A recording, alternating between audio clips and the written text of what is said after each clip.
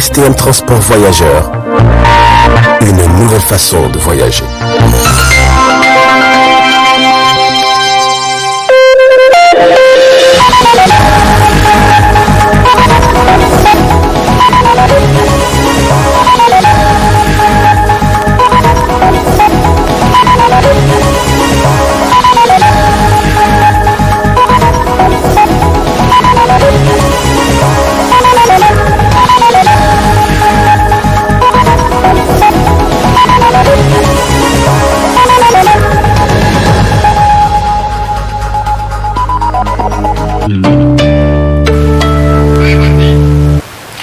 Merci de rester fidèle au programme de la télévision Tambara. Messieurs, dames, bonsoir et bienvenue à cette grande édition d'information.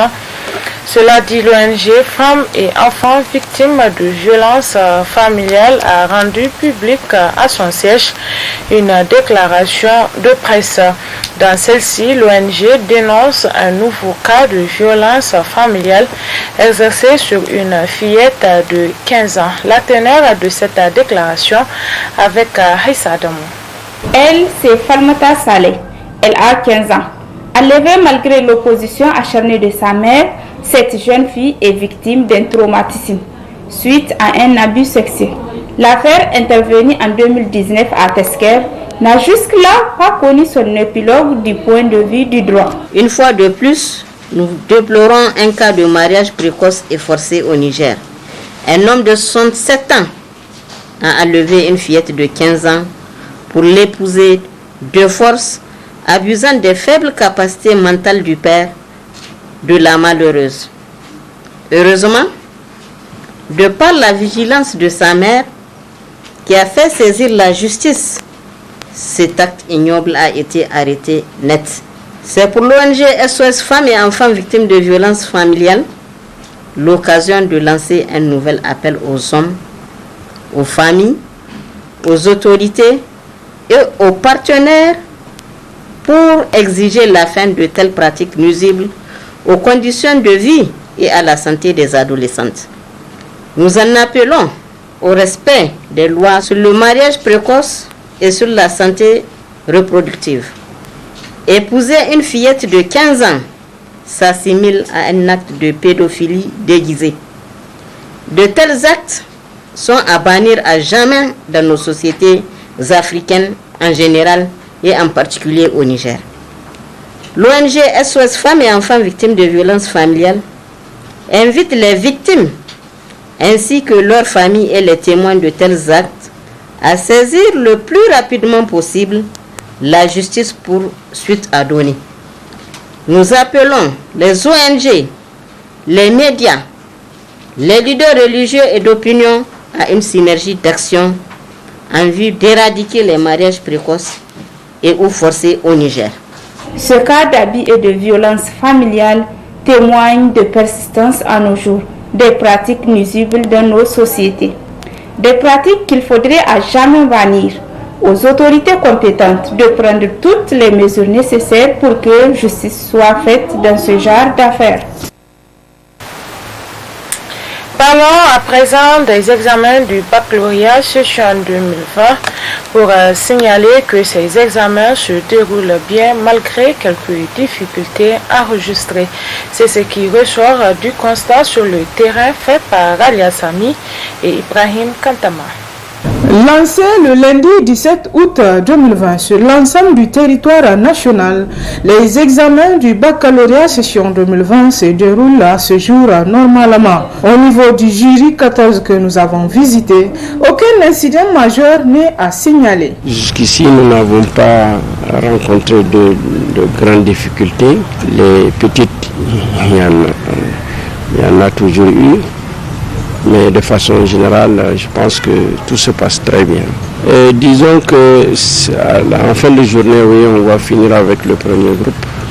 Préparer maintenant la phase de correction.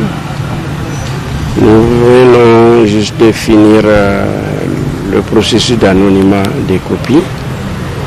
Et pour cela, il n'y a pas beaucoup de problèmes. Comme je l'ai dit, il y en a toujours des petites. Quoi. Ici, en tout cas, au niveau du jury 14, Et les rumeurs là ne sont pas encore arrivées à notre niveau. Et comme je l'ai dit, tout se passe très bien. Donc peut-être ça s'est déroulé ailleurs, en tout cas pas à notre niveau ici. Du côté des élèves candidats, l'on reste serré en ce jour de clôture des épreuves tout en gardant l'espoir d'une réussite. Bon, Dieu merci, dans l'ensemble ça va. Et ça va, les épreuves ont été un peu abordables. Maintenant, on souhaite une bonne correction. Notons cependant que comme pour le BPC, cette session 2020 du bac aussi n'est pas épargnée de fraude.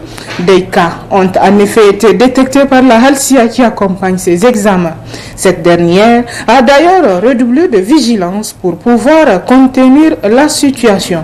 Espérons seulement que pour cette fois, les responsabilités seront situées et surtout châtiées.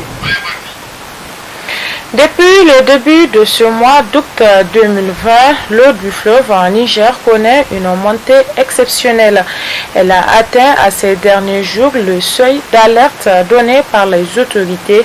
Elle a déjà atteint les riverains qui résident au bord du fleuve. Le constat dans ce reportage de Haïssa Damou et Ibrahim Kantama.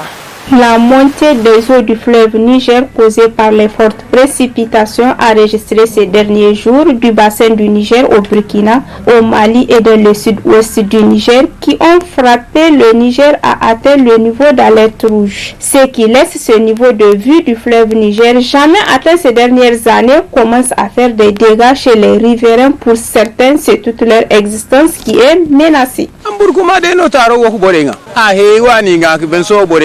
ke mo kiri to en jin bore ga de no ti magagsine ali gondi hina ko gagsine talkese senka inno gondi hina ko senke so wala digge de no digge su bori yadi ga don no haro za hurna ga agma digge de no digge su bori isu irgu ba digga im diggite din diggete kote kulu ala bor kul haro stark bori hasaro gumo de so diggisino kon digge sino don no zaharo hurke na ga sarote son yiri wai ka son haro nirwa atay se da mana nirwa mi ka haro ma nirwa dum se kullu ay go haro nirwa do nan kan ko bor ba go ne wallahi dama haro yiri kula ta bor se asaro akko kali tan da ci man tarandi an ko andi ka haro ka kal fu mega wallahi asta yiri kula ka ta yiri kan to ba yiri iye wali wai kine son da yiri kan haro wa be ta kan ba kul fu wai kan dini anirwa iri ko goro zo fore windo la handu fo to man nan anirwa hala anirwa wallahi hara wana kino mbegiti manna ndin wa man to hara wana zam hara wai dumi zai no imandu haykulu ayi haye ne dumi zai wora. Devant cette situation menaçante, c'est surtout le silence des autorités qui inquiète. C'est du moins le point de vue de certains acteurs du domaine de l'eau et de l'assainissement.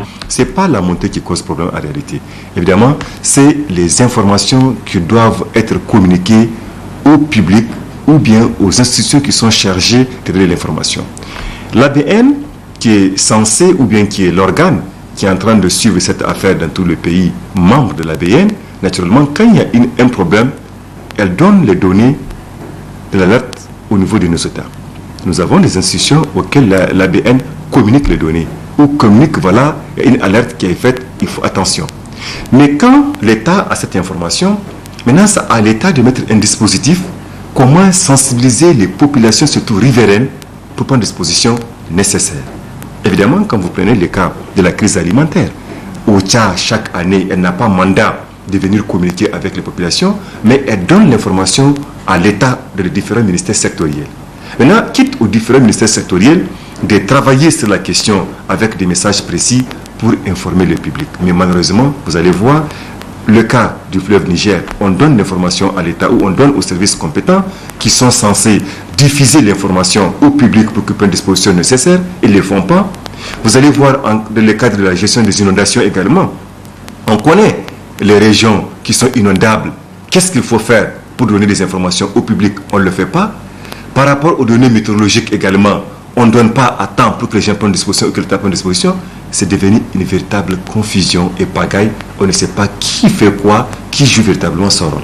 Mais tant que on ne peut pas donner l'information à temps à ceux qui en ont besoin, il y aura toujours des problèmes. Mais savons plus s'évouiller, les riverains lancent un appel pressant à l'endroit des autorités compétentes et de toute bonne volonté afin de leur venir en aide tout en prenant des mesures nécessaires afin d'éviter des dégâts.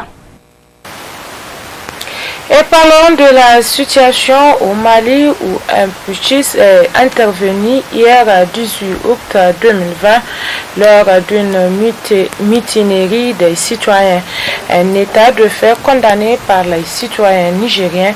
Suivant la réaction de Nassir Souley, la voix des sans-voix dans cet extrait. L'acte du coup d'État qui est intervenu hier, qui a renversé, on va dire, le président Ibeka est un acte condamnable. Condamnable dans le sens où le peuple malien, à l'instar de beaucoup de peuples africains, ont fait le choix de la démocratie. Personne ne peut accéder au pouvoir que par la voie des urnes. Même si, par ailleurs, on va vous dire que même la force est une source de légitimation du pouvoir en sciences politiques. Cela dit, le coup d'État ou l'acte en tant que tel est condamnable, il est à condamner, il a été condamné par l'ensemble des citoyens, par l'ensemble des démocrates. Mais voyons un peu les causes qui ont amené cette situation de coup d'État. Puisqu'il ne s'agit pas d'analyser l'acte en tant que tel, ou lui seul, il faut essayer de voir les contours. Qu'est-ce qui a amené la situation ou l'acte du 18 août 2020 au Mali?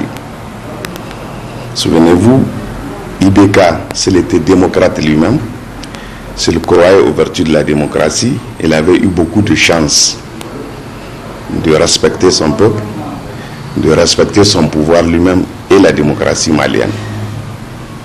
À lieu et place de la chance qu'on lui a offerte, il s'est livré à d'autres jeux, prétextant avoir le soutien de la communauté internationale et de ses pairs africains, notamment la CEDEAO, qui à plusieurs reprises a tenté de créer les conditions d'un dialogue, même si objectivement, ils n'étaient pas partis, les gens de la CEDEAO, pour être du côté du peuple malien. Ils ont toujours essayé de voir comment ils peuvent sauver leur père. Je dis les causes ou les raisons qui ont toujours influencé ou amené les militaires au pouvoir en Afrique, elles sont de plusieurs ordres.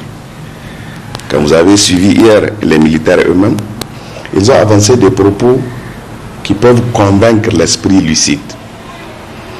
Ils ont parlé d'un Mali qui risque de ne plus exister. Un État où il n'y a plus d'école, un État où il n'y a plus de santé, la sécurité on n'en parle pas, la pauvreté elle est crasse.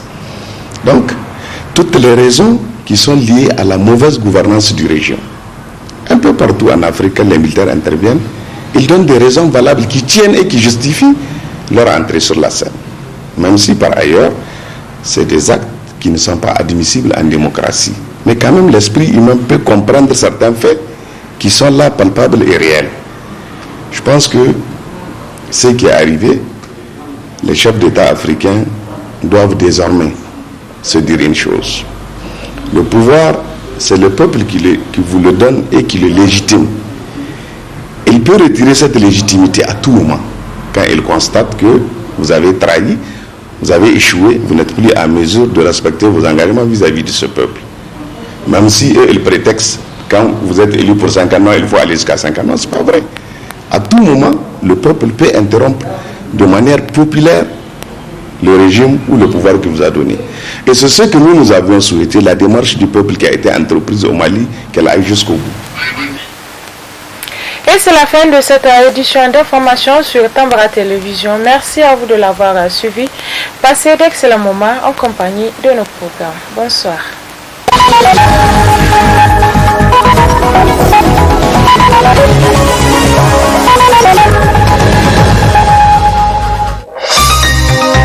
Ce journal vous a été présenté par STM Transport Voyageurs. Une nouvelle façon de voyager.